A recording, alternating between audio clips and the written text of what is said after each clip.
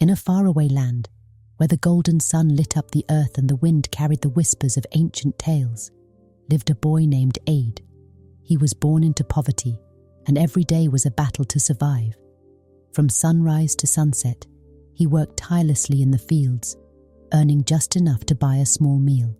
His clothes were old and torn, and his tiny home, made of mud and straw, offered little comfort. Yet despite these struggles, Aid had something special, a quick mind and a heart full of hope. In the kingdom where Aid lived, trouble was growing. In this village, there was a king, the mighty king, once a symbol of strength and wisdom, was growing old. But there was a problem. He had no heir to take over the throne. This left the people worried about their future. Who would lead them? Who could protect their land? In his fear, the king made an announcement that shook the entire kingdom. Whoever could solve an impossible riddle would become the next ruler. The news spread like wildfire. Wise men, wealthy nobles, and even travelers from faraway lands rushed to the palace, eager to prove their brilliance. But one by one, they all failed, leaving the people hopeless. For Aid, this announcement felt like a spark in his soul. He didn't care about riches or power, but he dreamed of changing his fate. Others laughed at him, calling him a foolish boy. But Aid believed in himself. He knew that this was his chance to show the world that greatness could come from even the humblest beginnings. With determination burning in his heart, Aid set out to face the impossible riddle, unaware that his courage would change his life forever. One fateful morning, as Aid worked in the fields under the blazing sun, a loud announcement echoed through the village. The king's announcer, dressed in royal colours, declared the challenge for all to hear. Hear ye, the great king of the land has spoken. Solve the riddle that no man has yet solved, and you shall sit on the throne as the next ruler of this kingdom. The villagers gathered, their faces filled with curiosity and doubt. Whispers spread like wildfire. An impossible riddle. Who could ever solve such a thing? Some asked. Others giggled at the silliness of the idea, shaking their heads. But Aid stood silently, his heart pounding with excitement. This was no ordinary challenge. It was a chance to break free from the chains of poverty, to prove that even the poorest among them could rise to greatness. As the crowd dispersed, most dismissed the idea. Let the scholars and the rich men try, they said. It's not for people like us. But not Aid. Deep within, a voice whispered to him, why not me? Why not now? While others teased the very idea of a poor boy attempting the king's test, Aid stuck to a single thought. What if I can? His mind raced with possibilities, and his heart burned with determination. This wasn't just about solving a riddle. It was about rewriting his destiny, proving that courage and wit mattered more than wealth or status. As the sun set that evening, Aid made a silent vow. He would not let fear or doubt stop him. He would face the riddle, not as a poor boy from the village, but as someone who believed that anything was possible. The journey to the palace and to his destiny had begun. Aid decided to solve the riddle. He decided to test his luck. The grand hall of the palace was filled with an air of mystery and tension. Aid stood before the king, his heart racing but his mind steady. Around him, nobles and scholars whispered, their eyes fixed on the boy they believed had no chance. Yet Aid remained calm, his determination unwavering. This was the moment he had prepared for, the moment that could change his life forever. The king rose from his throne, his presence commanding and his voice deep with authority. Many have come before you, he said, and all have failed. This riddle is not for the faint of heart. It is a test of not just intelligence, but of wisdom and courage. If you solve it, the throne is yours. But if you fail, you must leave this palace and never return. The hall fell silent as the king spoke the riddle. I have a house with no doors. It holds a treasure within, yet no thief can enter. What am I? The words hung in the air like a challenge from the heavens. Aid repeated them in his mind, dividing each one carefully. A house with no doors, a treasure no thief can steal. It seemed impossible. He could feel the weight of the room's skepticism pressing down on him, yet he refused to be shaken. While others might have panicked, Aid closed his eyes and let his thoughts wander. His years of observation and survival in the village had taught him to see what others often missed. Slowly, connections began to form in his mind. The answer was not something grand or complex, but something simple, something people saw every day, yet overlooked. Aid opened his eyes, his voice steady as he said, "I know the answer." The hall exploded in whispers, but Aid remained focused. He was about to prove them all wrong. The moment Aid heard the riddle, he knew it was no ordinary question. It wasn't about books or logic alone. It demanded something deeper: insight, creativity, and the courage to trust one's natures. As he walked away from the palace, the words of the riddle echoed in his mind. A house with no doors, a treasure no thief could steal. What could it mean? Determined to find the answer, Aid turned to the only teacher he had ever known, the world around him.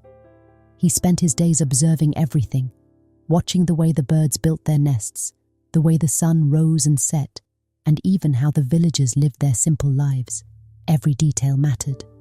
Aid believed that somewhere in these everyday moments lay the key to the puzzle. When doubt crept in, he reminded himself why he had taken on this challenge. This wasn't just about solving a riddle, it was about proving that even someone like him, a boy with nothing, could rise above and achieve greatness. Days turned into weeks, and the pressure grew. Yet, as others mocked his efforts, Aid only grew stronger.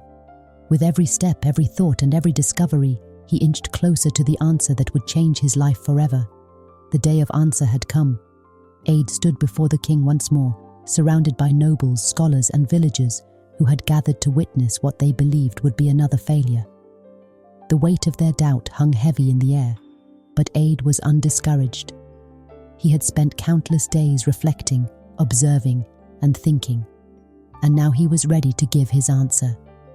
The king leaned forward, his piercing eyes fixed on the young boy. "Have you solved the riddle?" he asked, his voice both curious and having questions in mind. Aid moved confidently. "Yes, Your Majesty," he said, his voice steady. "The answer to your riddle is an egg." Gasps filled the room. An egg? It seemed too simple, too ordinary. The crowd buzzed with disbelief, but Aid continued. "An egg is a house with no doors," he explained. "Its shell protects the treasure inside, the yolk. No thief can enter because the shell keeps it safe until it is broken. The treasure is not wealth or gold, but life itself, waiting to be born." The hall fell silent as the weight of Aid's words settled over the crowd. Slowly, the king's expression shifted from doubt to amazement. He rose from his throne, his voice booming with approval. "You are correct." The crowd erupted in cheers, their disbelief transformed into admiration. Aid, the poor boy from the village, had solved the riddle that had stumped the greatest minds. He had proven that true wisdom didn't come from wealth or status, but from the ability to see the extraordinary in the ordinary. As the king declared Aid the future ruler of the kingdom, the boy stood tall, his heart swelling with pride. This was not just his victory. It was the achievement for anyone who dared to dream beyond their circumstances. From that day forward, everything changed for Aid. The once poor boy, who had lived in a tiny mud hut, was now the future ruler of a vast and thriving kingdom. Yet, it wasn't just the crown that transformed Aid. It was the man he was becoming. With the throne came power, but it also brought responsibility. A responsibility to the people who had once doubted him, to the land that had raised him, and to himself. In the beginning, the riches and comforts of the palace were overwhelming. The grand halls, the finest clothes, the endless feasts, they were all so foreign to him.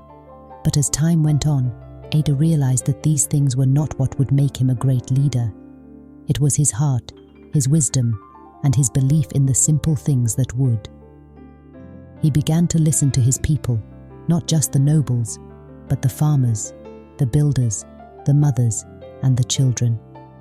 He visited their homes, worked beside them in the fields, and learned of their dreams and struggles. He didn't just want to rule from a throne. He wanted to walk beside them as a friend, as someone who understood their pain and joy. As Ade's understanding grew, so did his vision for the kingdom.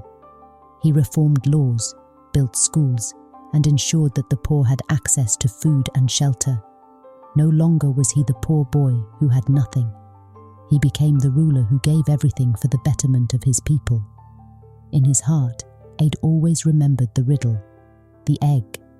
The treasure inside wasn't gold or jewels, it was hope.